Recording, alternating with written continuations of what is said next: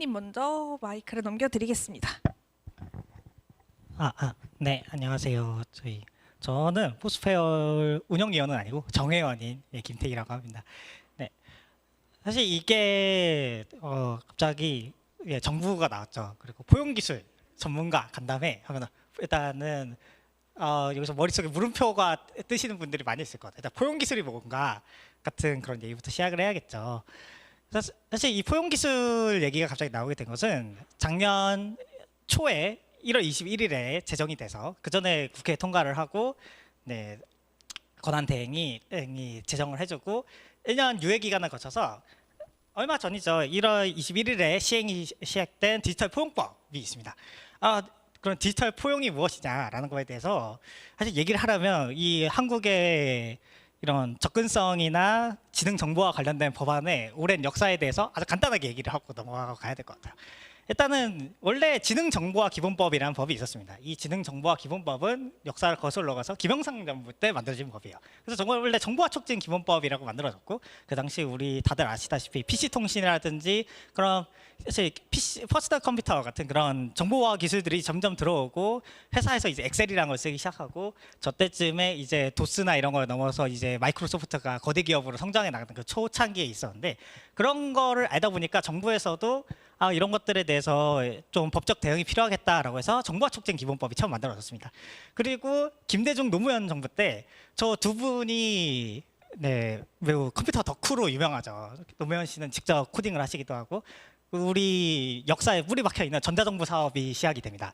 그래서 다들 아시다시피 우리나라가 IT 강국으로 도약하게 된 그런 이유 중에 사실 저 때 무슨 일이 있었는지 생각을 해보시면 IMF 경제위기 이후에요. 그래서 IMF 경제위기 이후에 항상 경제위기가 나면 나라는 돈을 풀어가지고 뭔가 사업을 벌여서 그 경제를 살리려고 시도하는데 그때 시도했던 것이 바로 전자정부를 이용해서 많은 개발자들 일자리를 창출해서 경제를 살리려고 했던 거죠. 그러다가 이명박 정부 때 이 정보화촉진기본법이 국가정보화기본법으로 바뀌면서 우리한테도 친숙한 전자정부 프레임워크가 나옵니다. 이게 좀 저희한테 중요한 이유는 다른 나라와 달리 전자정부 프레임워크는 어쨌든 오픈소스인 스프링을 기반으로 해서 사실 지금이야 우리가 자바 공하고 스프링 적폐 막 그렇게 얘기하지만 사실 오픈소스를 나라의 표준으로 저렇게 선정을 해서 사용을 했다는 것 자체는 매우 좀 기념할 만한 일이었어요. 그렇게 국가정보화기본법이 된 상태에서 문재인 정부 때 저걸 지능정보화기본법으로 바뀌고요. 그럼 이 상황에서 지금 요 딱 오면서 갑자기 지능정보화기본법에서 디지털 포용에 대한 부분을 똑 떼어놔가지고 디지털 포용법이 나온 건데 그 아까 말씀드린 그 제정된 시기가 2년 전이죠. 1년 약간 더 전, 그렇죠. 모 대통령이 탄핵을 당할 일을 해가지고 나라가 큰 위기에 빠졌을 때 그 어수선한 와중에 갑자기 통과가 됐어요. 이때 디지털 포용법이랑 AI 기본법이 세트로 통과가 됐습니다. 그래서 AI 기본법도 이번에 같이 실행이 됐고요. 그러면 자, 그런 역사는 알겠는데 그게 무슨 법인가요? 하면 자, 지능정보화기본법 봅시다. 사실 원래 지능정보화기본법에서 얘기하고 있었던 그런 사회적 포용의 가치라고 하는 건 접근성을 얘기하는 거예요. 접근성, 웹 접근성을 주로 얘기하는 거겠죠. 그래서 그때는 지능정보 서비스 제공자는 그 서비스를 제공할 때 장애인, 고령자 등의 접근과 이용의 편익을 증진하기 위해서 노력해야 된다라는 조항이 있습니다. 그러니까 그래서 시각장애인 분들이 스크린 리더를 이용해서 앱을 사용할 수 있어야 된다든가 청각장애인 분들이 자막을 볼 수 있어야 된다든가 뭐 그런 관점이었던 거죠. 그리고 고령자에 대한 대응도 고령자분들은 그래서 보통 시각이 원시가 된다든지 그런 문제가 있으니까 그런 분들이 편익을 증진하기 위해서 노력해야 된다라고 하는 그런 법이었어요. 그런데 그러면 디지털 포용법은 뭐가 달라졌냐? 뭔가 달라졌으니까 새 법이 나온 거겠죠. 그래서 아까 전에는 저희 장애인과 노약자라고 했는데 노인이 아니라 그래서 원래 장애인차별금지법이나 노인복지법에 좀 더 구체적인 법이 있었거든요. 그런데 디지털 포용법이 되면서 사회 모든 구성원으로 갑자기 확장이 됐습니다. 그러니까 뭐 여자일 수도 있고 청소년일 수도 있고 다문화 가정 아이일 수도 있고 정말 다양한 그런 사회 모든 구성원이 차별이나 배제 없이 매우 일반적인 그런 것들뿐만 아니라 그리고 혜택을 고르게 누릴 수 있도록 경제, 사회적, 문화적 환경을 조성하는 것을 말한다라고 얘기를 했습니다. 이게 무슨 맥락인지 좀 알려면 당시 디지털 포용법 제정 당시에 이준석 씨 코딩을 하시는 분이죠.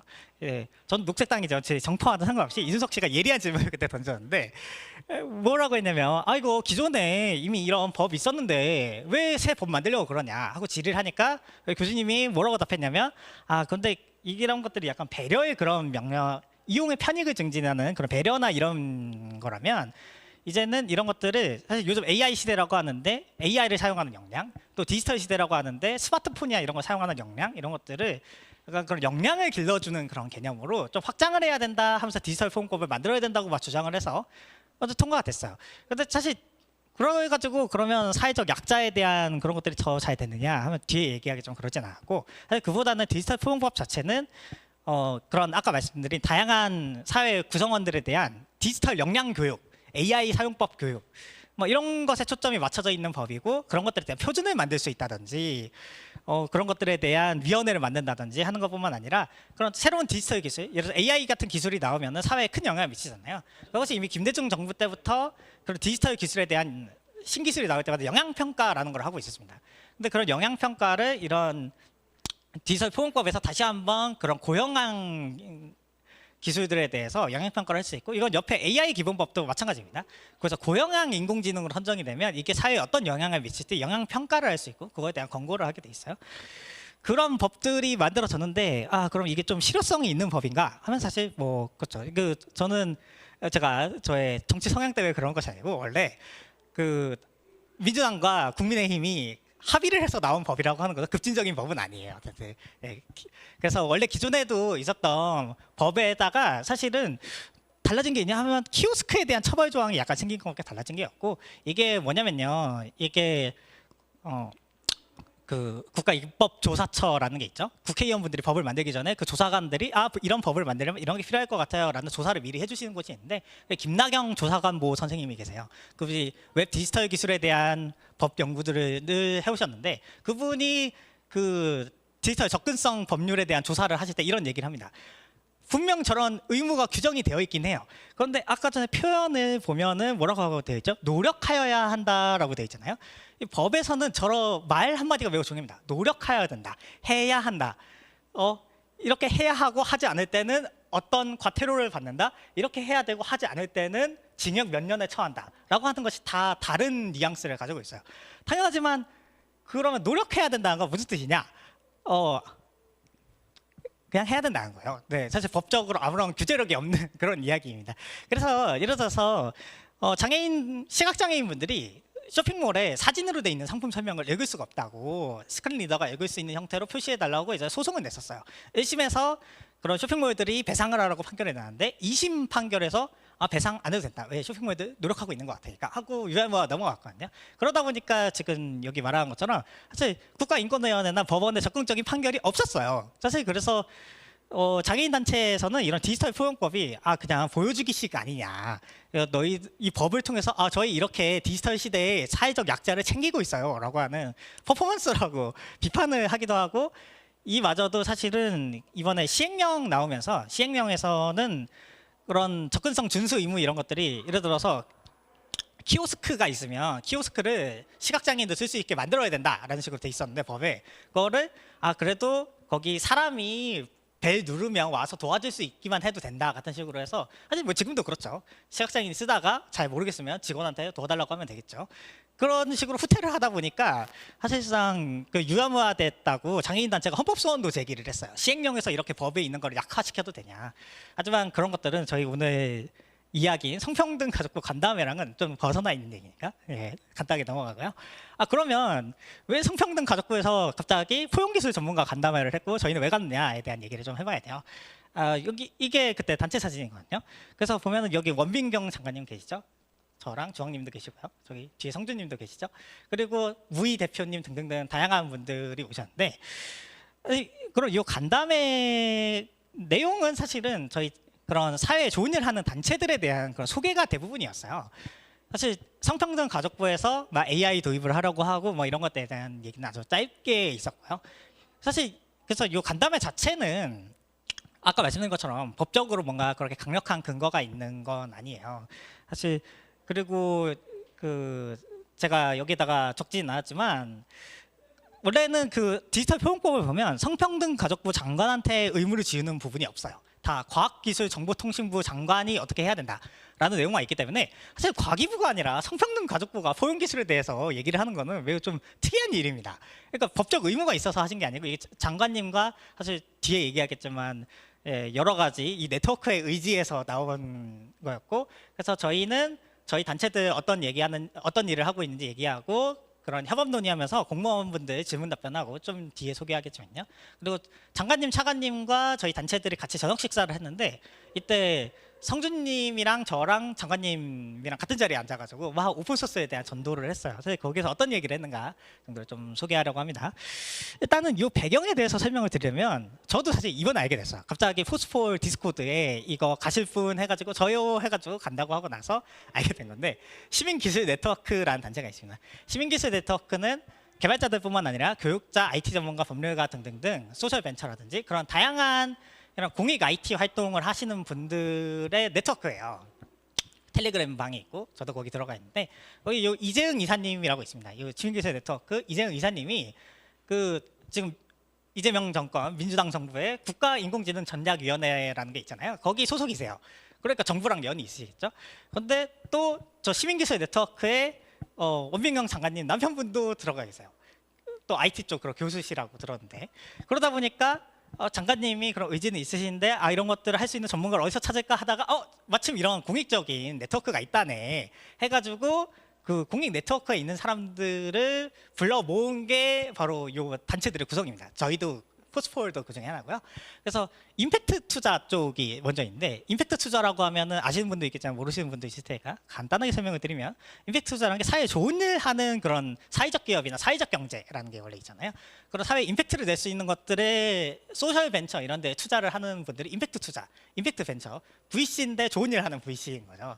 네. 그런 미스크라든지 임팩트 얼라이언스 같은 미스크 같은 경우는 투자사하고 임팩트 얼라이언스는 그런 임팩트 기업들의 얼라이언스입니다. 거기 대표분도 오셨고 그 카카오도 그 접근성 팀이 있잖아요. 카카오 임팩트도 있고 뭐 카카오 같이 같은 그쪽에서도 팀장님 모셨고 긱스 조직위원회는 긱스라고 하면은 참 모르실 때 그 학계 교수님들 그런 쪽이라고 생각하시면 돼요. 그리고 여성단체 성평등 가족부터다 보니까 위너 코드 코리아에서도 왔고 도토리얼스, 아이윈니 같은 여성단체들도 있었고 그리고 사단법인 무이라고 그 장애인 분들의 지하철 모두의 지하철이라고 해서 지하철 환승지도 이런 걸 만드시는 분이 있어요. 저희 무이에 대해서는 좀 이따 자세히 설명을 드리겠습니다. 그쪽도 오고 그리고 코드프 코리아나 빠띠 이 빠띠 같은 경우에는 막 그 디지털 광장이라고 해서 거기에다가 여러 가지 서명 운동이나 이런 것도 할 수 있고 다양한 그런 공론장 같은 프로그램을 만들고 있고요. 그 빠띠 권우현 대표님이 코드포 코리아 소속이세요. 그래서 코드포 코리아 같은 경우에도 여러 가지 시빅 해킹이라고 하죠. 그런 시민으로서 사회에 도움이 되는 여러 가지 코딩을 하는 그런 활동들을 하고 있는 그런 단체에 이어서 저희 오픈소스 진영에 포스폴이 이렇게 딱 저희가 그렇게 3명이 간 거예요. 저희가 3명이 갔어요. 네, 그런 구성으로 참여를 했고요. 그러면 가서 무슨 얘기를 했냐? 뭐 다른 단체분들에 대해서 길게 얘기할 수도 있긴 한데 사실은 아까 말씀드린 것처럼 대부분 단체들에 대한 소개였어요. 뭐 위너 코드 코리아는 이런 행사하고 있고 뭐 무이 같은 경우에는 뭐 지하철 무슨 활동하고 있고 그런 것들을 얘기를 했는데 포스폴 같은 경우에는 그러면 사실 저희가 막 이런 거에 대해서 막 원래 엄청 준비되어 있었던 건 아니에요. 그냥 사실은 그때도 저 같은 경우에는 원래 이쪽 활동을 계속 하고 있었어요. 저는 녹색당 과학기술위원회에도 소속되어 있고 A11YKR이라고 해서 웹 접근성 쪽 표준 번역하고 그리고 디지털 포럼법 나왔을 때도 저희 A11YKR에서 내부적으로 이거에 대한 논의나 좀 비판적인 전망이나 이런 거 얘기도 했었어요. 그래서 좀 그 배경 하에서 얘기를 하고 있었는데 사실 접근성 쪽의 관점에서 얘기하는 거랑 오픈소스의 관점으로 얘기하는 건 다르잖아요. 오늘 저는 여기 녹색당 과학기술위원회로 온 게 아니고 A11IKR로 온 것도 아니고 포스폴로 왔으니까 오픈소스에 대한 얘기를 해야겠죠. 그래서 오픈소스 관점에서 그러면 이 정부한테 정부와 오픈소스 어떻게 보면 엄청 연이 없어 보이고 정반대에 있는 것처럼 보이는데 어떤 얘기를 할 수 있는가에 대한 얘기들을 좀 하나씩 해보고 싶습니다. 그렇죠. 사실 정부에 대해서 말을 하면 정치에 대해서 얘기를 해야 되고 정치에 대해서 얘기하면 꼭 어떤 정당에 대해서 얘기하지 않아도 우리 좀 구체적인 얘기를 할 수가 있어요. 사실 민주주의라고 하는 것을 민주주의에 대한 정의에 대해서도 뭐 학자들마다 의견이 있지만 보통 저렇게 얘기를 합니다. 통치하는 사람이랑 이런 왕이 있고 통치받는 백성이 있으면 이게 다르잖아요. 그렇게 하면은 그건 민주주의가 아니라는 거예요. 그럼 왕정제랑 뭐가 다른가? 그래서 우리를 스스로 통치하는 체계가 민주주의인데 그래서 우리는 선거를 하죠. 우리의 왕을 직접 뽑잖아요.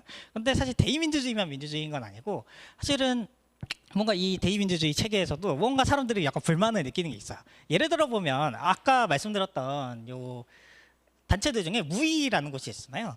무이가 하는 일을 보면은 너무 슬픈 게 한 10년 전부터 지하철 환승 지도 같은 걸 만들고 어디에 엘리베이터가 있고 엘리베이터가 없고 이런 것들을 만드는데 그걸 왜 만드느냐? 그래서 저희가 네이버 지도 같은 걸 쓰면은 지하철 어디로 타서 어떻게 환승하면 된다고 나오잖아요.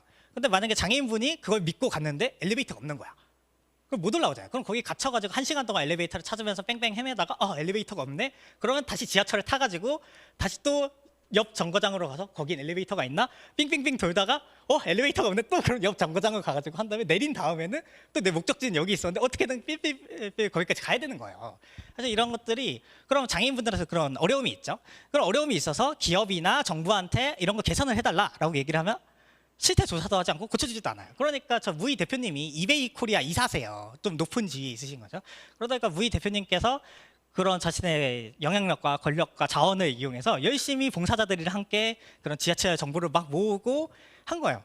근데 그렇게 해가지고 결국에는 10년이 지났는데 10년이 지나니까 이제는 그런 것들이 좀 얘기가 되고 반영이 돼가지고 카카오 맵이라든지 그다음에 또 정부에서도 그런 것들을 반영을 하겠다고 막 얘기가 나왔어요.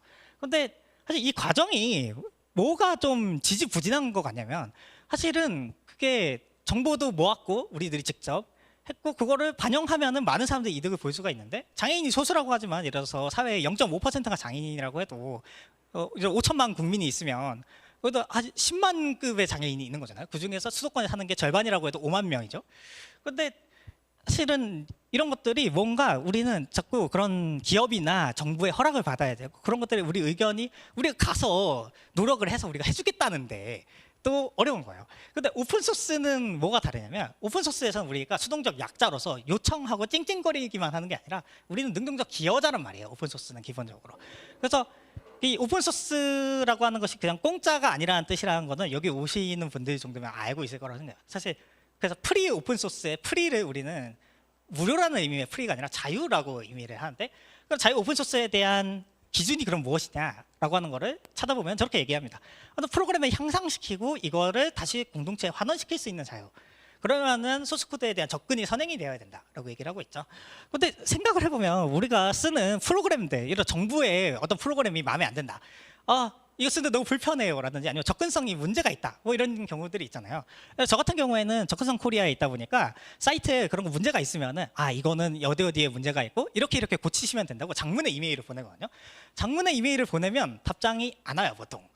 답장이 보통 안 와요. 근데 어떻게 고치면 되지? 그래서 심지어 프론트엔드 같은 경우에는 브라우저에서 소스를 보면 코드가 보이는 경우도 있어요. 소스맵을 같이 배포하는 경우에. 그래서 이렇게 코드를 바꾸면 된다고까지 보내줘도 안 받아줘요. 네. 내가 내 시간을 투자해서 보내줬는데도 안 받아주는 거예요.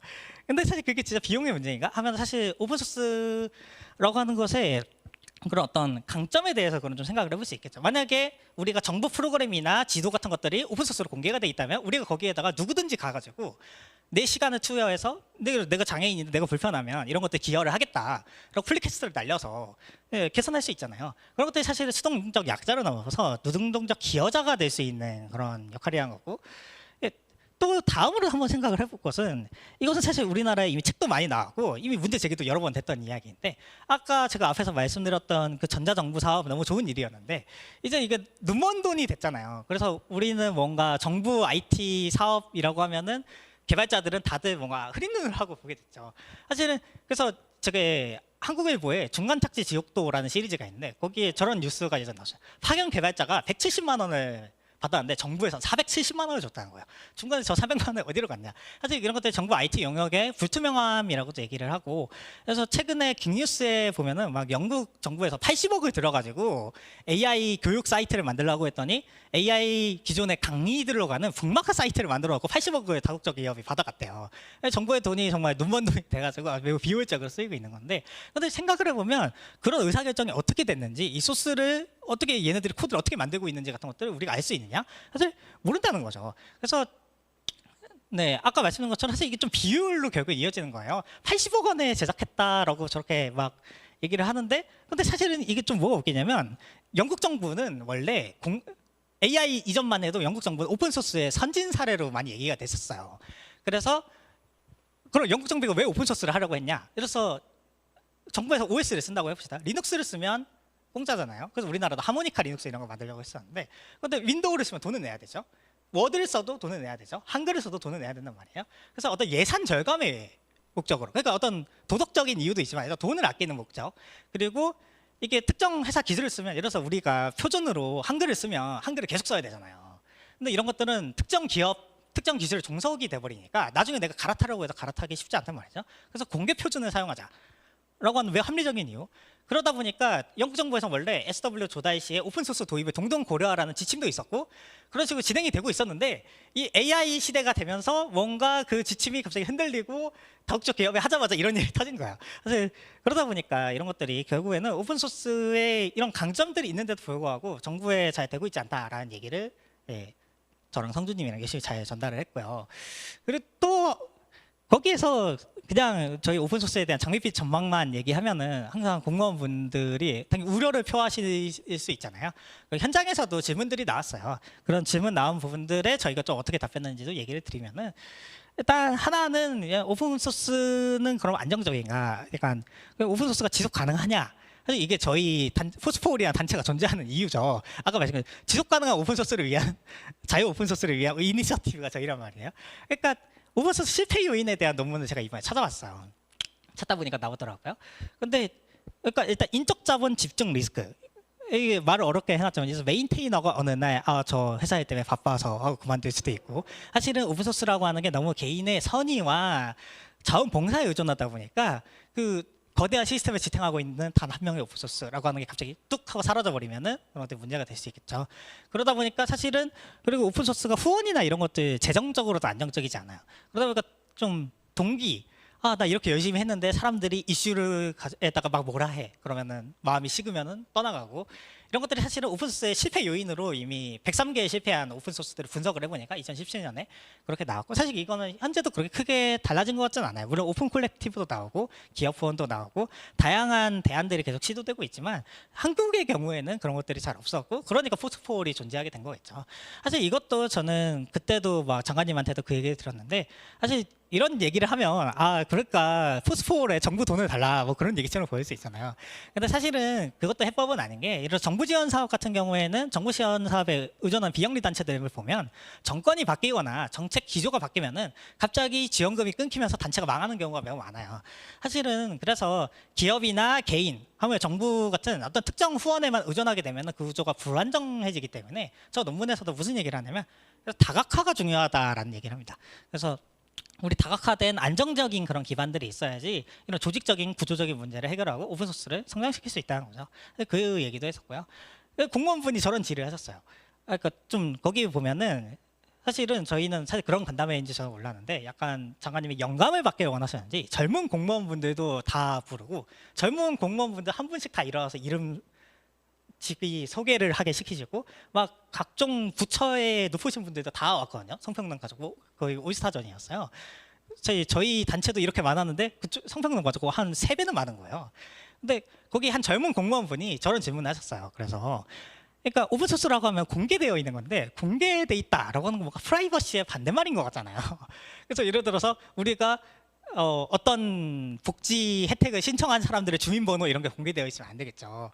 근데 그런 것들에 대한 우려를 이렇게 주신 거예요. 그리고 만약에 우리가 그런 정보를 코드를 공개하는 거지 데이터를 공개하는 게 아니에요 라고 얘기한다고 하더라도, 그런 것들 보안에 위협이 있을 수 있지 않냐. 예를 들어서 어떤 악의적인 사람이 메인테이너한테 악의적인 PR을 몰래 올려가지고 정부 시스템에다 그런 걸 침투하면 어떡하냐, 그런 우려를 주셨는데, 근데 생각을 해보면 그게 막 기업이라고 다른 것 같진 않아요. 생각을 해보면 예를 들어 요즘 정보 유출 사태, 쿠팡이라든지 아니면은 등등등등등 요즘 정보 유출 사태가 연이어서 발생하고 있잖아요. 사실은 이런 것들이 기업이라고 해서 더 안전하고 오픈소스라고 해서 덜 안전하고 그런 건 아니거든요. 사실 이런 기업도 내부 직원이 그런 것들 유출하려고 하면 얼마든지 유출할 수 있잖아요. 직원들이 예를 들어서 정보 용역을 하는 IT 외주 업체들은 그러면은 그 보안적으로 안전한가, 사실 그런 건 아니거든요. 그래서 그때 성준님이 무슨 얘기를 하셨냐면, 보는 눈이 많을수록 안전하다는 얘기를 하셨어요. 사실 우리가 쓰는 리눅스나 많은 프로그램들이 오픈소스로 개발되고 있는데, 그런 것들이 오히려 한두 명의 그런 개발자들의 지속 가능하지 못한 자원봉사가 아니라 더 많은 사람들의, 그리고 뭐 정부의 확실한 지원이나 정부 차원의 오픈소스라고 하면은 보는 눈이 많을 테니까 그런 것들이 올라오자마자 그런 것들이 머지되기 전에 당연히 그런 것들에도 그래서 사실은 아마추어적인 게 아니라 정부 오픈소스로는 좀 더 엄격한 절차가 필요하겠죠. 리눅스 커널이나 이런 것들이 매우 큰 조직과 복잡한 구조를 가지고 되는 것처럼요. 그래서 사실 코드를 공개하는 거랑 그래서 데이터를 공개하는 건 전혀 다른 얘기고 데이터에 대해서 암호화를 하더라도 코드를 공개할 수 있는 것도 충분히 가능하고 좀 민감한 코드 같은 경우에는 또 공개하지 않는 식의 그런 전략도 가능할 수 있고 그래서 사실 정보 오픈소스의 메인테이닝 전략이라고 하는 거에 대해서 저희가 그렇게 많은 경험이 있지는 않으니까 사실 물론 경험이 아예 없는 건 아니에요. 아까 말씀드린 것 전자정보 프레임워크도 오픈소스였고 그런 선례들이 있으니까 그런 것들을 찾아가야 된다라는 얘기도 했었고요. 또 공무원분이 그런 질의를 하셨어요. 그러니까 우리가 외주를 줘서 나라 돈으로 세금을 줘가지고 이 소프트웨어를 만들면 나라 거라고 생각하기 쉽지만 그렇게 돈을 줘서 만들었다고 하더라도 그냥 사용 계약을 맺은 거고 사실 그 소프트웨어 소유가 기업에 있는데 그런 거 오픈소스화를 어떻게 하냐 이게 현실적으로 말이 안 된다라는 얘기를 주셨는데 맞는 말이죠. 맞는 말이죠. 저 이게 틀린 말이라고 생각하지 않고 근데 사실 거기에 대해서 대안들이 없는 게 아니에요. 기존에도 사실 이거는 사실 어떻게 보면 민영화된 것들을 어떻게 공공이 가져가느냐 하는 문제고 이거에 대해서는 사실 공공 수용이라고 해서 이미 법적인 그런 제도나 절차 같은 것들이 사실 없지 않습니다. 예를 들어서 나라에서 도로 같은 걸 지을 때 거기 지나가시는 땅이나 이런 게 있어요. 땅을 구매해가지고 그런 것들 수용을 한다고 하거든요. 그런 것들의 절차도 있고 사실 꼭 그렇게 강압적인 절차가 아니더라고. 예를 들어서 거기 미스크 대표님이 오셨는데 미스크 대표님이 무슨 얘기를 하셨냐면 나라에서 임팩트 투자로 미스크가 임팩트 투자로 그렇게 좋은 사회적 기업들을 해도 그 사회적 기업이 망할 수도 있잖아요. 아니면 나라에서 외주를 줘가지고 뭘 만들었다고 하더라도 그 IT 용역 회사가 망할 수도 있잖아요. 그래서 사실 그렇게 망하는 경우에 폐업하는 업체 소프트웨어를 나라에서 인수를 할 수가 있습니다. 그 원래 있는 절차예요. 사실 이거는 좀 좌파적인 얘기를 하자면은 원래 저거는 노동운동에서 많이 하던 전략입니다. 예를 들어서 버스 회사 같은 것들이 옛날에 많이 망했을 때 경제위기 때라든지 그런데 그 노동조합이나 이런 사람들이 노동자들 임금이 밀리니까 빚이 많이 있을 거 아니에요. 그 밀린 임금 대신 그 회사를 사가지고 그 버스 회사들은 그래서 그런 노동자들이 직접 운영하는 자주 회사들이 있어요. 그런 것처럼 사실 정부에서 뭐 그런 식으로 할 수도 있는 거죠. 그래서 이 얘기를 미스크 대표님한테 했더니 미스크 대표님이 너무 말이 되는 얘기라고 하시는 거예요. 그러니까 투자자들 입장에서도 좋고 이게 사실 기업한테도 좋은 게 회사가 망하면 그 대표가 막대한 빚을 떠안게 되잖아요. 근데 나라에서 그 소프트웨어를 사면서 오픈소스화하고 돈도 주면은 그분들한테도 좋은 일인 거죠. 그래서 그것 말고도 사실 최근에 정부 디자인 시스템이라든지 이런 표준을 만들 때 그런 정부 표준을 이미 전자정부 프레임워크라는 선례가 있으니까 그런 프로그램이나 이런 것들 표준의 형태로 만들면서 그런 것들을 오픈소스화할 수도 있고 이미 공공 데이터나 이런 거에서 사실 안 하고 있는 건 아니에요. 그리고 그게 아니더라도 사실은 프로그램이라는 건 계속 새로 만들기 마련인데 새로 정부 IT 용역을 줄 때부터 오픈소스를 전제로 하고 기업이랑 협상을 해서 만든다든지 그리고 그런 것들을 사실은 저희 같은 단체 피스칼 스폰서십이나 이런 걸 통해서 작고 열정 있는 오픈소스 메인테이너들 지원하는 식으로 실험을 해볼 수도 있겠죠. 그런 실험이 필요하다는 얘기도 드렸었고요.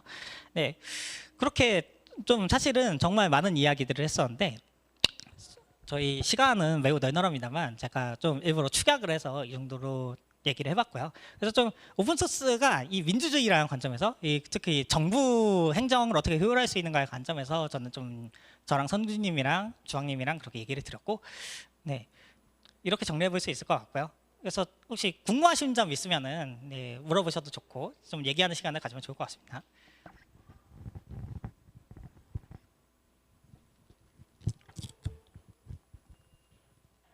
네네네 말씀하시죠. 서서 일하셔도 되고 앉아서 얘기하셔도 되고. 네.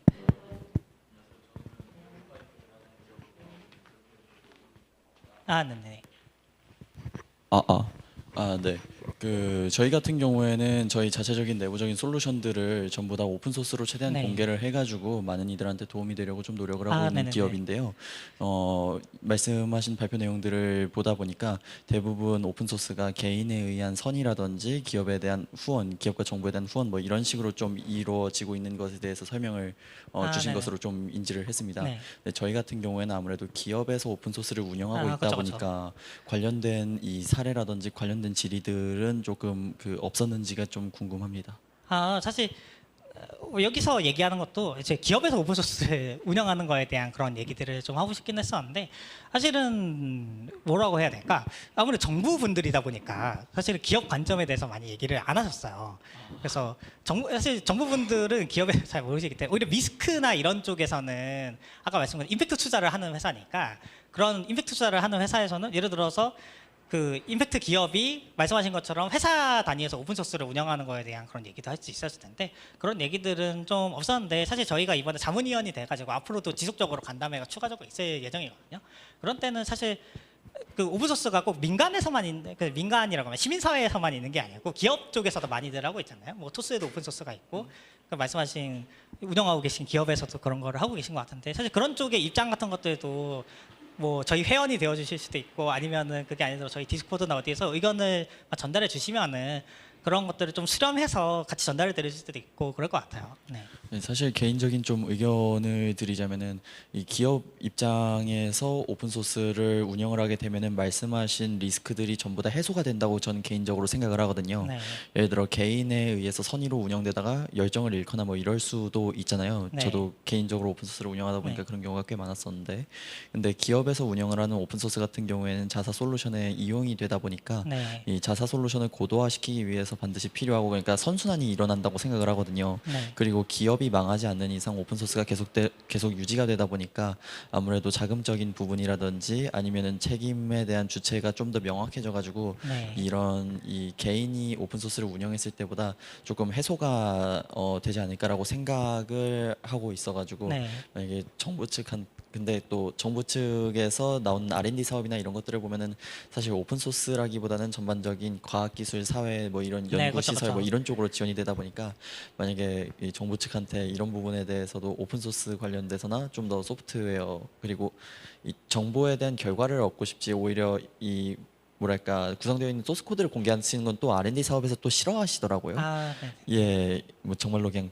성과랑 결과물만 보고하면 되는 그런 식으로 되어 있는데 약간 이런 이펙트들이나 이런 오픈됨으로써 얻는 베네핏들까지 함께 좀 전달을 네, 주실 수 그렇죠, 그렇죠. 있으면은 예 뭐 그런 리스크를 해소하는 방법도 있다 이렇게 좀 전달해 주시면 또 감사할 것 같다 네. 이렇게 말씀드릴 수 있을 것 같습니다. 아, 네. 감사합니다. 아, 사실 말씀하신 것처럼 좀 오픈 소스를 기업에서 한다고 하면은 그런 거에 대한 좀 뭔가 인센티브 같은 게 있어야 될 것 같은데 정부가 관심이 없으면 그런 것들에 대한 그리고 사실 이런 것들은 진짜 제도적으로 예를 들어 지금 얘기를 시작하면 한 10년 뒤쯤에 반영이 될 수 있는 그런 것들이라서 좀 뭔가 지금부터 얘기가 좀 사실 지금부터 얘기가 시작된 건 아니에요. 기존에도 한국 오픈소스 저희 포스포홀 말고도 오픈소스 관련된 단체들이 있었고 그런 단체들에서도 뭐 2018년이라든지 이런 때 그 전자정부 만들 때 오픈소스를 좀 더 우선으로 고려해야 된다든지 이런 간담회들도 몇 번 있었어요. 그럴 때도 당연히 기업 쪽에서 오신 분들도 그런 얘기들을 해주셨는데 다만 오히려 저희가 그러면 그분들이 시작한 거에 지금 진행 중에 그 과정에 있는 건 아닌가. 그러니까 얘가 그렇게 막 얘기가 됐어도 현장 공무원분들이랑 이번에도 그렇지만 얘기를 해보면은 그 약간 이야기를 0에서 시작을 해야 되거든요. 그러니까 약간 여기서 계속 좀 저희가 인지도를 높여가야지 그런 이러저러 기업에서 오픈소스를 했을 때에 대한 인센티브라든지 그리고 사실 말씀하신 것처럼 기업이 분명 그런 것들에 보장이 될 수 있죠. 기업이 망한다는 또 조건도 있잖아요. 그래서 또 망하지 않으려면 그런 것들에 대한 예를 들어서 지능이나 이런 것들도 필요하고 만약에 아까 말씀드린 것처럼 오픈소스를 기업에서 운영하다가 기업이 망했을 때는 그 오픈소스를 정부가 인수를 한다든가 이런 것들이 있으면 아까 얘기한 것처럼 대표님이 회사가 망했을 때 리스크도 줄어들고 막 그런 것들이 좀 서로 윈윈할 수 있는 그런 것들이 있지 않을까? 네, 그래서 제가 막 진보 정당에 있긴 하지만 좀 기업이랑 그런 것들에서는 좀 네, 서로 동의하고 타협할 수 있는 부분도 있다고 생각합니다. 네. 아, 좋은 답변 감사합니다. 네. 또 궁금하신 점 있을까요? 네. 여담이지만 이 얘기는 저의 개인적 의견이기 때문에 사실 꼭 포스포월 전체 의견을 대변하는 건 아닐 수 있다는 점을 네, 다시 한번 말씀드리고요. 네. 네. 또 궁금하신 분? 네, 영빈님. 제가 그냥 그 뭐지 마스터동 같은데 약간 들어보니까 그런 게 있더라고요. 유럽 쪽에서는 뭐 저 잘은 모르겠는데 퍼블릭 머니, 퍼블릭 코드라는 그런 캠페인 같은 게 있더라고요. 혹시 뭐 네네, 그렇죠. 혹시 들어본 적 있으세요? 저 잘 네. 모르긴 하는데 혹시 그거에 대해서도 아니면 약간 비슷한 거에 대해서도 뭔가 얘기가 나온 게 있었나요? 사실 그게 딱 제가 얘기했던 그런 건데, 그러니까 사실은 제가 여기서는 좀 온건하게 썼는데 저희 녹색당 과학기술원에 뉴스레터가 있어요. 뉴스레터에도 이거 후기를 써가지고 그럼 거긴 자세하게 나올 텐데, 사실 이게 저작권이 기업에 있어서 오픈소스가 어렵다는 거는 사실 어떻게 좀 역설적인 일이거든요. 예를 들어서 제가 개발자로서 회사에서 열심히 코딩을 하면은 회사에 돈을 받고 제가 코딩을 했으니까 이 저작권이 저한테 가는 게 아니라 회사한테 가잖아요. 근데 정부 돈으로 코딩을 하면 그건 또 기업이 만든 거니까 우리는 사용 라이센스 계약을 한 거일 뿐이고, 그 소프트웨어 저작권은 기업에 있다라고 하는 것은 좀 엄청 좀 이상한 일이에요. 사실 이거는 어떤 원칙의 문제라기보다에는 그런 것들을 정부에서 신경을 쓰고 계약서 조건이나 이런 것들을 잘 맞추면 되는 건데, 제가 또 국가공인 소프트웨어 자산관리사 2급이 있어요. 그래서 소프트웨어 라이센스에 대해서 막 계속 공부를 하면서 이게 좀 엄청 이상한 부분이라고 생각이 들었거든요. 그런 것들이, 그런데 사실 공무원분들은 이런 것들 소프트웨어 저작권이나 오픈소스 이런 것도 잘 모르지만, 특히 공무원분들한테 좀 까다롭게 느껴지는 거는 이게 사실 공영화랑 비슷한 문제가 있는데요. 그래서 버스가 지금 준공영제로 운영이 되고 있죠. 버스 회사한테 돈을 줘가지고 운영을 한단 말이에요. 근데 그런 것들 공영화를 해야 된다라는 말을 하면 공무원분들이 별로 안 좋아하세요. 왜냐하면 자기들이 이런 거 운영을 해본 적이 없잖아요. 운영을 해본 적이 없는데 공기업을 만들어서 그 운영을 하는 뭔가를 만들고 하는 것들이 사실은 매우 도전적인 일이고, 이 공무원분들의 인생을 매우 힘들게 만드는 일일 뿐더러 심지어 그 법적 근거조차도 국회의원들과 설득을 해야 되고 하다 보니까 사실 그게 좋은 일이라도 잘 안 되는데, 근데 유럽 같은 경우에는 이미 그런 것들이 운동도 있었고 법제화도 되어 있고, 그런, 물론 그 법제화의 정도는 나라마다 다르지만요, 있다 보니까 사실 그게 정착이 되어 있는 거고.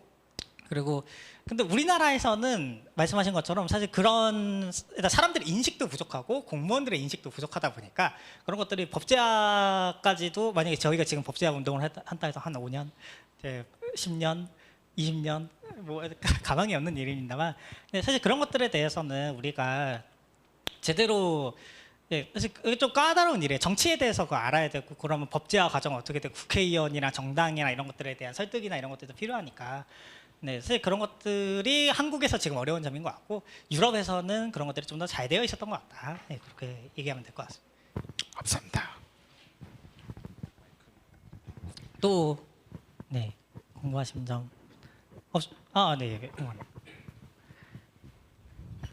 네, 이거는 좀 그냥 되게 궁금했던 점인데, 네, 지금 그 과기부에서 하는 오픈소스 컨트리뷰션 아카데미 멘토를 네. 좀 계속 했었는데, 네네. 그러다가 다른 멘토분들한테 들은 얘기가, 이 독일에는 소버린 테크 펀드라는 게 아, 있다고 네네. 하더라고요. 맞아. 독일 정부에서 이렇게 금액적으로 오픈소스에 후원하고 지원을 하는.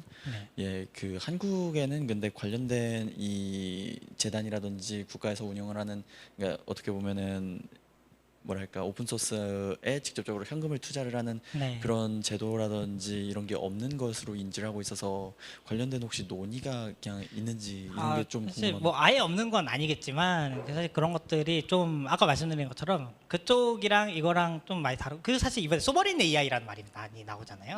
이게. 사실 근데 소버린 AI라고 하는 것들을 보면은 보통 기업에 대한 후원들 위주로 되어 있고, 예를 들어서 그거에 아까 말씀드린 거 사실 그 오픈 소스를 한다라는 조건이 있거나 오픈 소스를 후원한다라고 하는, 그래서 독일의 소버린 테크랑 우리나라의 소버린 AI는 소버린이라고 하는, 소버린 주권이라는 뜻이죠.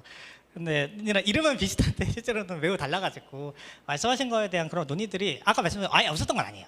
포스폴 말고도 오픈소스 관련 단체들이 있고, 그쪽에서는 정부랑 커넥션을 가지고 간담회도 하고 얘기도 하고 있긴 했었는데, 그것들이 실체화가 잘 됐냐 하면 잘 안 되고 있으니까 지금 이러고 있겠죠. 네, 그런 느낌입니다.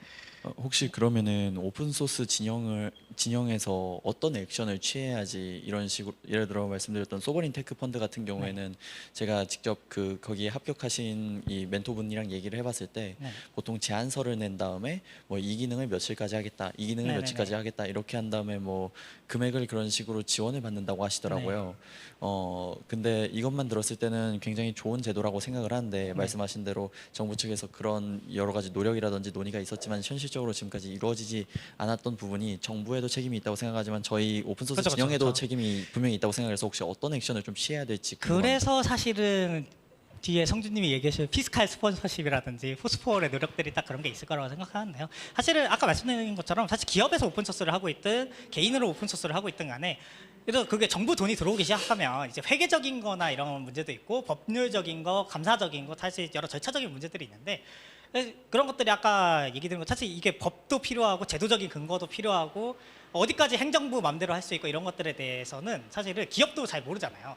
기업도 잘 모르고 그리고 사실은 오픈소스 하시는 그런 선량한 자원봉사자 같은 우리는 더 잘 모르는 영역이라서 그런 것들에 대해서는 저희가 그래서 사실 포스폴이 그래서 생긴 거죠. 그래서 포스폴에서도 그런 기존 사례들 연구 해외 그런 것들을 토대로 우리가 어느 정도 좀 체계화된 뭔가를 만들어서 가져가면 공무원분들도 진짜 밑바닥부터 같이 만들어주세요라고 하는 것보다는 우리가 어느 정도 그런 것들에 대한 선례도 있고 사례도 있고 법률적인 검토도 했고 등등등의 그런 절차가 끝난 상태로 우리가 좀 더 얘기를 하면은 뭐 정치권이나 행정부에도 좀 더 설득력 있게 다가갈 수 있지 않을까 뭐 그런 생각이 듭니다.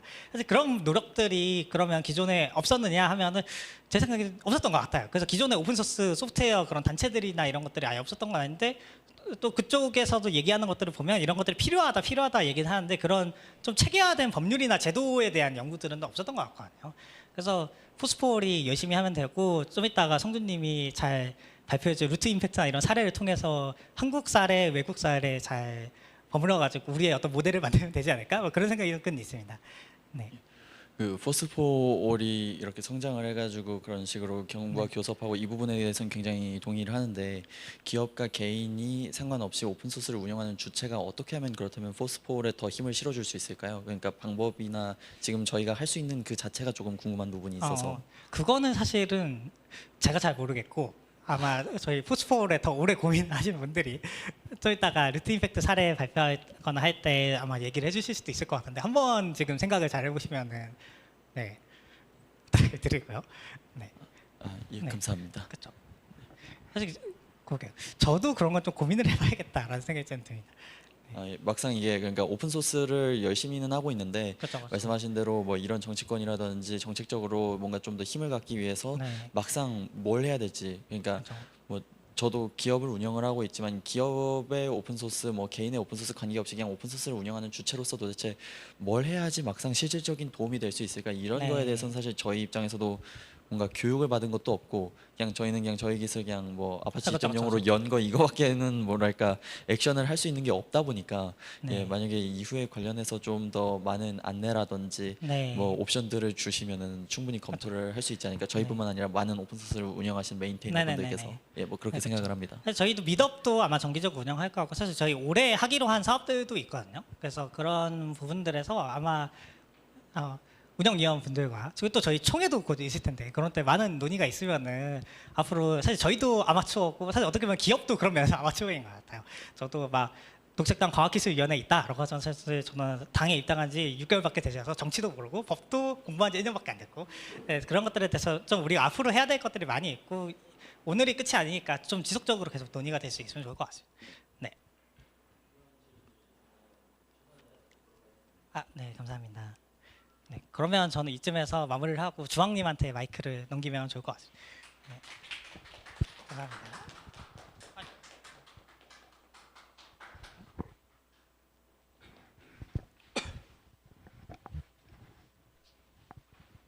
네, 안녕하세요. 저도 같이 갔다 왔고요. 임주황이라고 합니다. 예.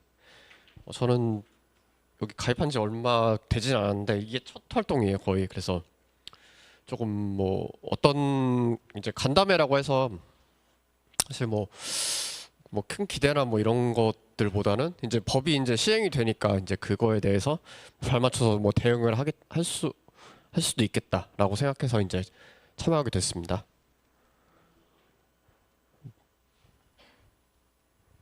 네. 앞에서 뭐 태희님이 설명을 뭐 잘 해주셨는데 일단은 뭐 그 시민사회 전문가분들이 참여를 하셨고 주로 그리고 이제 그 성평등가족부에서는 뭐 상당히 많은 공무원분들이 참여하셨어요. 뭐 장관님, 차관님 그리고 여러 가지 뭐 그 주무관님들도 많이 참여하셨고 제가 좀 목이 안 좋아서 그렇게 그 목소리가 잘 안 나오는데요. 그냥 일단은 그래서 이제 주로 보면은 이제 주요 논의 안건은 이제 포용기술 현황을 일단 공유하고 이제 그런 것들은 사실 시민사회 여기 분들이 계속 발표를 해주셨고 그리고 성평등가족부 사업계획을 소개해 주셨는데 이게 거의 주였고요. 실제로는 사실 간담회 형태로 진행을 해서 여기 전문가분들이 계속 발표를 하고 뭐 그런 형태로 진행이 됐었습니다. 그래서 뭐 간담회가 한 반 이상 됐고요. 뭐 사업 계획은 뭐 간단히 뭐 듣는 정도였는데 이제 뭐 크게 뭐 여기서는 그렇게 도움이 된 것 같진 않아요. 근데 이제 그 네. 디지털 포용법이라고 이제 이게 시행이 되는데 사실 이거를 바탕으로 뭔가 이제 여성가족 성평등 가족부에서도 뭔가 사업을 진행하려고 하는데 이제 좀 갈피를 못 잡고 이 기술 분야는 사실 많이 모르시고 이제 좀 그런 말씀을 많이 하시더라고요. 그래서 이거는 그 디지털 포용법은 주로 뭐 과학기술정보통신부에서 이제 주관을 하는데 또 이제 그 성평등 가족부에서 해야 되는 역할들이 있잖아요. 성평등 가족부에서 맡은 것들이 있고 이런 것들이 이제 그 AI 같은 경우는 이제 AI 기본법하고 약간 맥락을 비슷하게 하는데 이제 거기서 이제 보면은 뭐 아동 청소년들의 보호 같은 측면에서 좀 많이 생각을 하시는 것 같아요. 근데 거기서 이제 보면 아동 청소년들이 그런데 노출이 돼 있으니까 이제 그런 것들을 약간 보호해야 된다 그런 측면에서 얘기를 하는데 여기 디지털 포용법의 이제 안의 내용은 그 아까 태희님도 말씀해 주셨는데 그렇게 구체적이지 않아요. 뭐 시행령이 있긴 하지만 그렇게 뭐 좀 모호한 점이 많습니다. 근데 그래서 요것들을 이제 사업화를 해서 이제 우리가 우리 그 성평등 가족부에서도 여러 가지 그 대책을 마련하고 그리고 그런 뭐 AI나 뭐 이런 디지털 기술에 대한 그런 이제 보호 같은 보호 측면 그리고 뭐 지능이나 약간 뭐 디지털 접근성 이런 것들을 좀 더 개선을 해야 되는데 이제 성평등 가족부가 할 일들이 있죠. 그 중에서 이제 대부분은 뭐 과학기술정보통신부에서 하겠지만 근데 이제 뭐 그런 내용 사실 시민사회 그 개발이나 뭐 이런 쪽을 부르신 이유는 뭐 그쪽에서 사실 좀 해야 될 것들이 많고 뭐 코드포코리아나 뭐 이런 데서 원래 하던 일들이 뭐 그런 일들에 좀 관련이 있기 때문에 이제 좀 찾아오신 것 같아요. 일반적인 뭐 기술이라면 사실 뭐 그냥 기업을 부르는 게 맞고 이제 요 법은 사실 기업 중심으로 보는 게 좀 맞긴 하거든요. 이제 여러 가지 사업을 해야 되기도 하고 이제 서비스를 만들어야 되고 그리고 이제 뭐 AI라면 뭐 모델을 좀 더 구축해야 될 필요가 있는 그런 법에 가까운 건데 성평등 가족부에서는 그렇게 뭐 이런 뭐 법에 직접적으로 영향을 주진 않지만 이런 사업들에 굉장히 관련이 많고 그리고 청소년들의 보호에 필요한 그런 서비스들을 해야 되기 때문에 우리를 불렀다라고 생각이 됐었습니다. 그래서 이게 뭐 차별이라든가 뭐 이런 것들 그리고 장애인 고령자 이런 측면에서 이게 좀 중요한 법이 되고 있는데 사실 아까 말씀드렸듯이 모호하기 때문에 아직 무슨 사업을 할지는 몰라요. 그냥 근데 뭐 해야겠다라는 그런 이제 사실 이런 법들이 뭐 미리 만들어 놓고 이제 나중에 이제 좀 대응을 하겠다 이런 측면들이 강해서 이제 기본법 측면이죠. 기본법인 성격이 강한데 그래서 일단은 미리 만들어 놓고 선제적으로 만들어 놓고 대응을 하자라는 측면이라서 약간 참고로 해주시면 될 것 같습니다. 이제 이런 법이 있으니까 사실 이제 앞으로 뭐 문제가 생기거나 하면은 바로바로 대응을 하면 좋은데 이제 뭐 물론 뭐 서비스나 이런 것들을 만들려면은 시간이 걸리니까 이제 예상되는 그런 문제점을 가지고 이제 해야겠죠. 이제 우리가 뭐 사실 기술이 발전하면은 어느 정도 뭐 예상이 되는 그런 것들이 있긴 있잖아요. 뭐 지금도 뭐 어린이들이나 청소년들은 사실 노출이 좀 돼 있고 그리고 이제 학교나 이런 데서는 여러 가지 뭐 선생님들이 뭐 얘기하고 뭐 그런 것들도 있지만 각자 뭐 작거나 뭐 큰 문제들이 있다고요. 그런 뭐 판단의 문제들도 있을 거고 이제 AI를 막 무분별하게 쓰다 보니까 또 이제 그런 뭐 여러 가지 위험에도 노출이 되고 그런 것들이 있는데 그런 것들을 이제 이 법 안에서 좀 더 만들어 보자라는 취지로 진행을 했었습니다. 간담회도요. 그래서 뭐 실무적인 말씀만 먼저 위주로 드릴게요. 그래서 우리가 뭐 오픈소스 측면에서 어떻게 뭐 이거를 해야 될까 좀 생각을 해봤는데 이제 이런 포용성 같은 것들을 강화해야 되니까 이제 공공 서비스랑 민간 서비스랑 이제 어떻게 잘 맞물릴 수 있는 그런 것들을 좀 더 생각을 해봐야 될 것 같고요. 그다음에 시민사회랑 좀 협력해서 좀 이런 구조들을 좀 더 뭐 기술적으로 좀 더 그 발전을 시켜봐야겠다 이런 측면들이 좀 있었던 것 같아요. 그 취지로 봤을 때는 사실 뭐 장관님이 뭐 그렇게 뭐 대화를 많이 한 것도 아니고 이제 그 저녁 식사 자리에서 이제 저는 차관님이랑 같이 앉았었는데 이제 실무를 이거 뭐가 필요하냐, 이제 기술적으로 뭐 어떤 서비스를 만들려면 어떤 인프라가 필요하냐, 그런 것들을 물어보시더라고요. 그리고 이제 오픈 소스 측면에서 이제 어떻게 이제 이거를 기여할 수 있는가. 뭐 사실 뭐 그분들은 이제 기술적으로 잘 모르시고 이제 자문을 받으려고 이제 저희를 부른 거기 때문에 이런 뭐 공공성이나 뭐 이런 것들은 사실 그런 개념들은 많이 없으시긴 하는데, 그래도 이제 이런 것들이 이제 저희 측면에서도 필요하고, 사실 그 공공성이 많이 가기 때문에 좀 고려를 많이 하고 이제 해야 될 것 같습니다. 그리고 이런 오픈 소스에 기여하는 자체가 이런 뭐 포용법이나 이런 자체 활동이 될 수 있는데, 사실 성평등가족부 측면에서는 뭐 그렇게 뭐 우리가 뭐 이런 오픈 소스에 기여한다 이런 측면에서 잘 와닿지 않을 수가 있어요. 물론 뭐 기본이 되는 그런 뭐 활동이 되기는 해야겠지만요. 뭐 여기 보시면 이제 모호하다고 했지만 이제 잘 보면은 뭐 이런 이제 서비스 연구 개발 이런 것들을 측면에서 약간 우리가 이제 필요한 것들이 있긴 하더라고요. 이제 뭐 저 5번 같은데 보시면은 이제 뭐 서비스 개발 활용에 있어서 민관 협력 및 시민 참여를 좀 더 촉진해야 된다라는 측면에서 이제 우리가 좀 더 대비를 할 수 있을 것 같습니다. 여기 그 밖에 뭐 이렇게 좀 모호하게 돼 있지만 나중에 이제 사업 같은 것들이 뭐 이 그 성평등 가족부뿐만이 아니고 뭐 다른 뭐 복지부라든가 뭐 그런 데서도 일부 대응을 하고 있을 거예요. 다만 성평등 가족부에서 하는 일들이 이런 우리의 시민사회랑 좀 더 그 맞닿아 있으니까 이렇게 이제 자리가 나온 거고요. 여러 가지 이제 그 뭐 기업을 하시는 분들도 있고 뭐 여러 분들도 있겠지만 이제 그런 측면에서 봐주시면 될 것 같아요. 우리는 성평등 가족부 그 간담회를 갔다 왔지만 다른 부처에서도 이런 비슷한 활동을 할 수 있다라는 것들 다 준비는 하고 있을 거예요. 근데 뭐 부른 게 사실 그렇게 불렀을 뿐이겠죠, 일단은.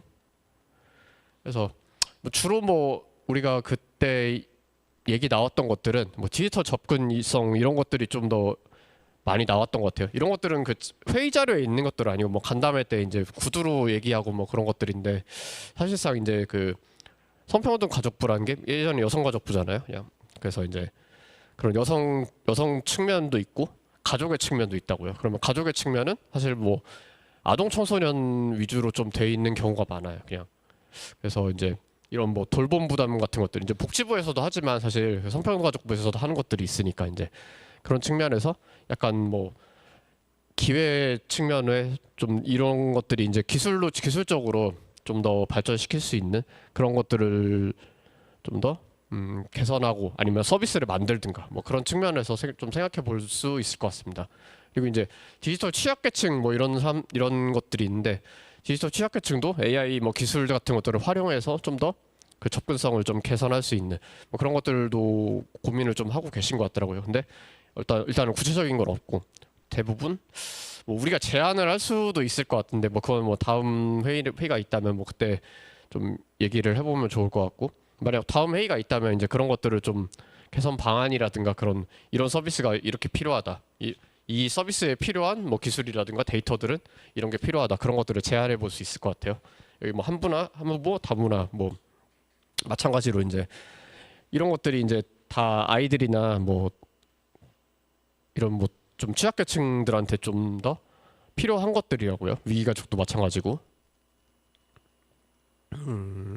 어쨌든 그 아동이나 뭐 청소년들한테 직간접적으로 영향이 있는 것들이니까요. 그리고 뭐 성차별, 폭력 혐오 이런 것도 다 마찬가지로 그 뭐 AI나 뭐 기술 측면에서 사실 좀 더 봐야 될 필요가 있는데, 사실 이렇게 뭐 좀 모호하게 있지만 그 뭐 다들 뭐 좀 더 생각이 나실 수도 있어요. 이제 이런 측면에서 대비를 하자 뭐 그런 취지로 왔고, 그리고 그 이제 기본 바탕이 되는 법이 있으니까 이제 예산이 뭐 곧 편성이 될 거고 아마 뭐 그 안에 사업이 좀 생길 것 같습니다. 뭐가 생길지는 잘 몰라요. 뭐 그런 것들은 얘기 안 하시긴 하는데, 어쨌든 이런 측면에서 이제 뭔가 시민사회에 도움이 필요하고, 그리고 그들이 문제점이 뭔가 세세하게는 그 사업 설계를 하지 않잖아요. 이제 사업 설계가 이제는 좀 될 텐데 그 설계를 하기 위해서 어떤 것들이 필요한가를 이런 뭐 고민 측면에서 얘기해 주시면 될 것 같습니다. 이것도 뭐 사실 뭐 오피셜한 그런 것들은 아니고 회의 자료에도 없는 것들이에요. 근데 뭐 조금 이제 얘기를 하다 보니까 이런 측면에서 제가 봤을 때는 이런 고민들을 하고 계시다라고 좀 생각이 됐습니다.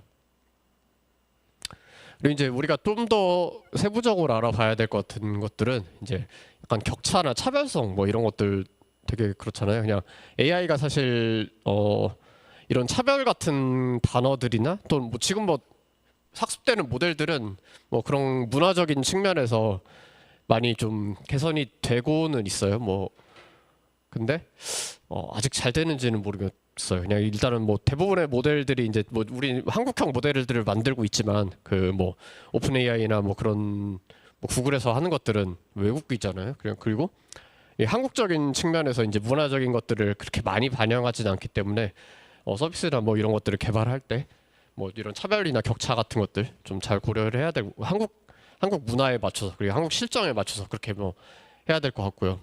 돌봄 같은 것들도 뭐 아동 돌봄도 있고 뭐 어른 돌봄도 있고 뭐 그렇지만 이제 장애인 돌봄도 있고 하지만 이제 그런 것들에 있어서 이제 보면은 그 돌봄에 참여하시는 돌봄 받는 사람도 있지만 뭐 그 돌봄을 해야 되는 분들도 있다고요. 뭐 장기 요양 요원들이나 뭐 요양보호사들이나 그런 분들도 있고 하기 때문에 그런 것들도 사실 뭐 직업적인 측면에서도 이런 그 성평등 가족부에서 좀 더 해야 되는 그런 측면도 있을 것 같고요.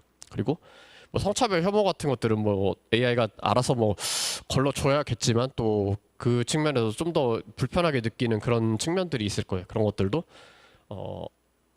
좀 더 세부적으로 볼 수 있어야 되는 뭐 안전 같은 것들 측면에서 좀 보면 좋을 것 같습니다. 그리고 아동 청소년도 그 권리 같은 것들이 있어서 이제 뭐 참여를 할 필요가 있는데 그 참여를 할 때 이제 이게 약간 교육보다는 그 실제로 이제 아동이라고 하면은 제가 알기로는 그 한 청소년까지를 아동이라고 아니 청소년 아니고 그냥 미성년자들을 아동으로 본다고 알고 있거든요. 그러면 그들이 이제 어떻게 이제 권리 같은 것들을 주장할 수도 있고 그리고 이제 그거 권리를 주장하면 우리는 뭐 아동들은 이게 필요해요라고 얘기하고 이제 그 사업들을 진행을 해야 되는데 이제 그런 것들이 그 아동 청소년 주도로 하면은 뭐 잘 될 것인가 이제 기술적인 것들은 뭐 사실 뭐 어른들이 해줘야 되니까 이제 그런 것들 보면은 요 위에 보시면 이제 뭐 안전한 참여 기회를 어떻게 잘 제공할 것인가 그리고 실질적으로 그들한테 어떻게 도움이 될 것인가를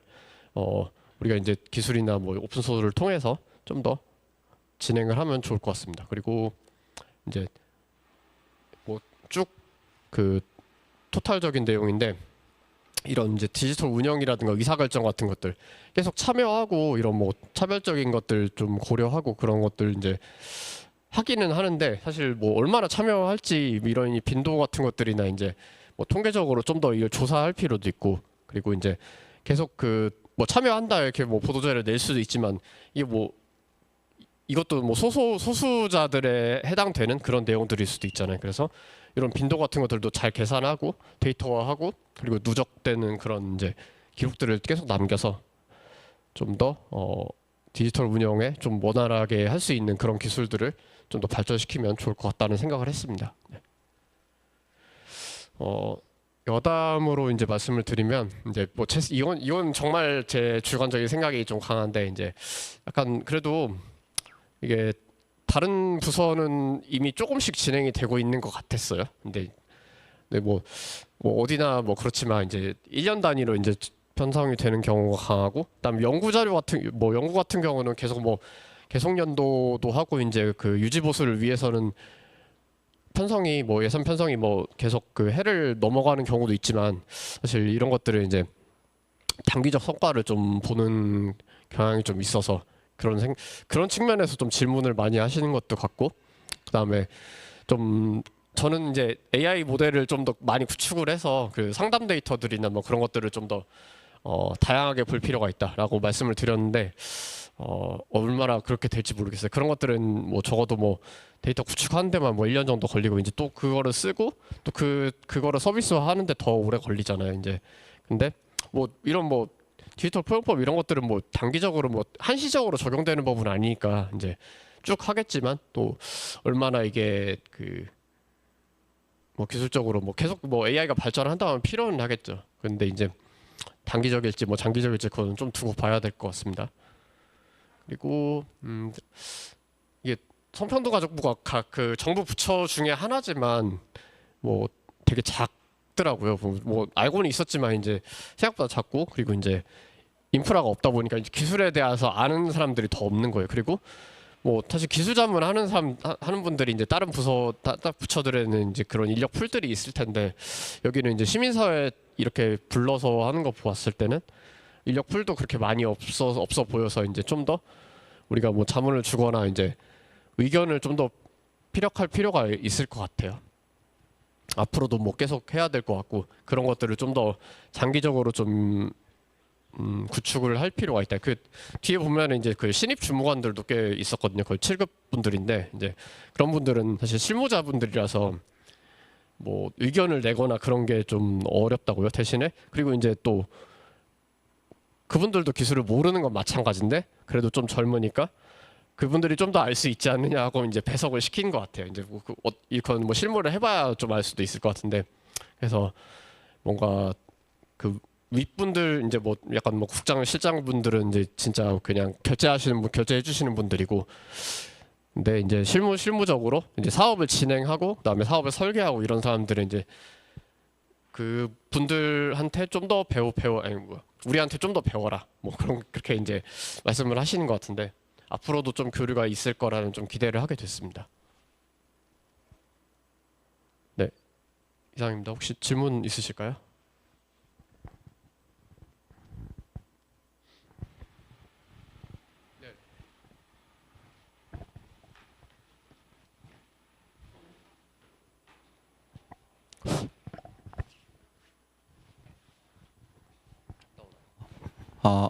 네, 됐습니다.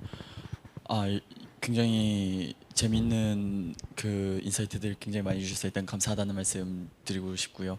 그 성평등가족부에서 이전 슬라이드였나 전전 슬라이드에서 이 오픈 소스 관련된 방금 앞에 거 보시면은 한 번 더 죄송합니다. 그러니까 맨 뒤에서 두 번째였던 것 같습니다. 타 부처에서 하는 느낌도 없지 않아 있음이라고 하셔가지고, 혹시 제가 알고 있는 거는 과기부에서 여러 그냥 진행을 하고 있다 뭐 이 정도밖에 알지 못하는데, 혹시 뭐 행정부라든지 혹은 뭐 아예 다른 부서에서도 관련해서 이 기술적인 부분에 대해서 좀 도전하고 있는 부분들이 있는지가 일단 첫 번째로 궁금하고요. 왜냐면 타 부서에서 한다고 말씀하셔가지고 다른 정보가 있는지가 궁금해서가지고요. 그리고 두 번째는 이 단기적 성과, 사실 아무래도 정권이 어떻게 바뀔지 모르다 보니까 단기적인 성과에 조금 연연할 수밖에 좀 없는 것 같다라는 생각이 들기는 해요. 그래서 그쪽에서 원하는 단기적인 성과, 그러니까 그쪽에서 그리고 있는 성과라는 것이 정확하게 좀 무엇인지 좀 청사진이라도 알 수가 있을지 조금 궁금한 부분들이 있습니다. 왜냐면은 아무래도 실무에서 이렇게 그 개발을 하시는 분들이 말하는 성과랑 또 정부 부처에서 원하는 성과랑은 또 괴리가 있을 것 같아가지고, 이 부분에 대한 접점을 잘 찾으면은 뭐랄까, 과기부서 하는 소프트웨어 마에스트로 같은 경우에는 정권에 관계없이 벌써 16년 이상 이어진 그런 것처럼, 뭔가 오픈소스 관련해서도 그런 이 정권에 관계없이 정말로 공익적으로 이득이 될 수 있는 그런 정책들을 정말 실무적으로 도움되고 뭐 정책적으로 도움되는 그런 것들을 이끌어낼 수 있지 않을까, 뭐 그런 부분들이 있어가지고 그들이 원하는 성과가 무엇인지 좀 궁금합니다.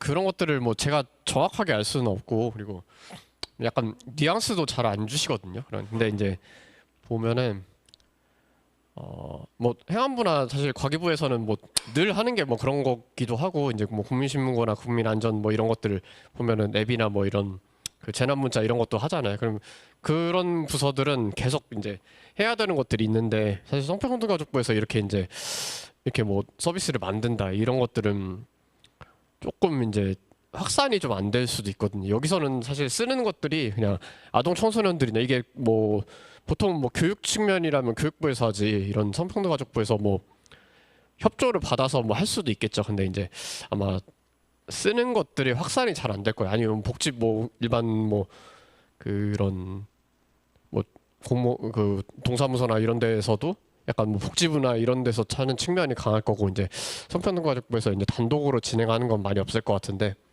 다른 데서 하고 있으니까 하고 있는데 또 뭐 우리가 또 여기서 필요로 하는 것들이 있잖아요. 그런 것들에서 뭔가 하고 싶다 이런 의지는 좀 본 것 같아요. 하고 싶으니까 이렇게 불렀고 좀 더 이제 구체적인 내용을 얘기했을 때는 뭔가 이제 기술적으로 궁금한 게 많은 거 보니까 이제 그냥 넘어가지는 않을 것 같다 이런 생각이 들어서 좀 말씀을 드린 거고요.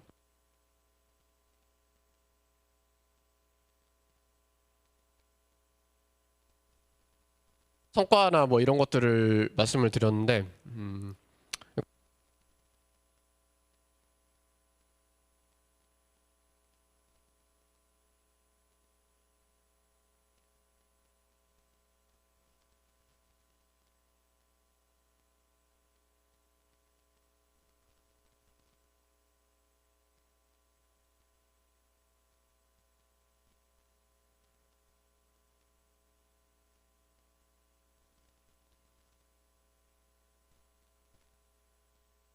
생각해 주시면 좋을 것 같습니다. 뭐 구체적으로 얘기 드는 거는 들을 수도 없고 이제 사업 설계를 이제 해야 되는데 뭔가 필요하다. 근데 사업 설계를 한다는 거는 이제 필요성을 충분히 느꼈다는 거 아니에요? 그래서 뭔가 생기긴 할 거다. 근데 뭐 얼마나 뭐 규모는 크지는 않을 것 같아요. 다른 타 부처에 비해서는. 근데 이제 특정 그 측 뭐 아동 청소년이나 그런 이제 취약계층 그리고 차별 이런 측면으로 좀 가기는 갈 거다. 뭐 수요는 적지만 어쨌든 가기는 갈 가능성이 높다라고 좀 생각이 됐습니다. 네.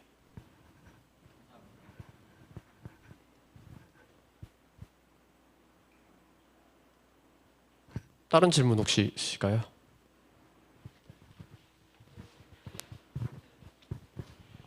네, 네, 저는 그 정부의 의지가 예산 편성으로 또 보일 수 있다고 생각을 하는데, 뭐 사업 초기 단계니까 예산 얘기는 안 나왔을 수 있지만, 그래도 뭐 몇 억이라도 이 뭐 과기부든 성평등 가족부든 우리가 예산에 빼놨다든지, 아니면 이 정도의 규모의 예산은 우리가 투자라든지 지원할 계획이 있다든지 그런 말이라도 조금 나왔는지, 그게 아니라면 저는 정부의 의지는 그냥 겉보기 같아서 혹시 그런 얘기도 나왔는지 좀 궁금합니다.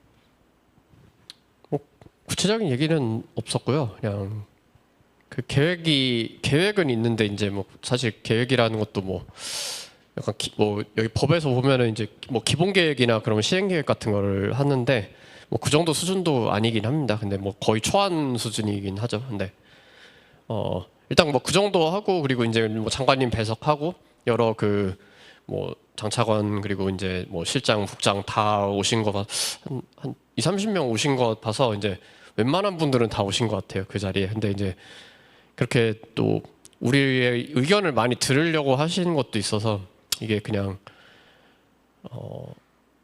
넘어갈 것은 아니고 이제 좀 그래도 이제 의지는 있다 정도 생각해 주시면 될 것 같습니다. 그냥.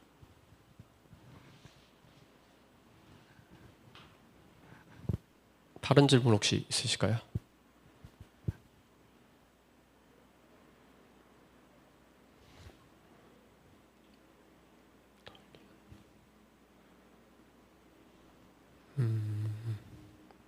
여기 뭐 격차나 약간 차별성 이런 거에 좀 얘기를 많이 했는데 진행이 어떻게 될지 모르겠어요. 이게 실무적으로 이게 되게 모호한 거고 이제 AI를 우리가 어떻게 뭐 제어할 수 있으면 좋은데 뭐 그런 측면에서 뭔가 필요로 할 게 있을까? 이제 사실 뭐 문제가 생기면은 뭐 좋다고 말하면 좀 그렇지만 더 대응이 빠르게 될 수도 있거든요. 근데 아직은 문제가 안 생기긴 했는데 어쨌든 뭐 학교나 뭐 이런 데서 조금씩 나오고는 있으니까 그런 측면에서 좀 생각을 해주시면 좋을 것 같습니다.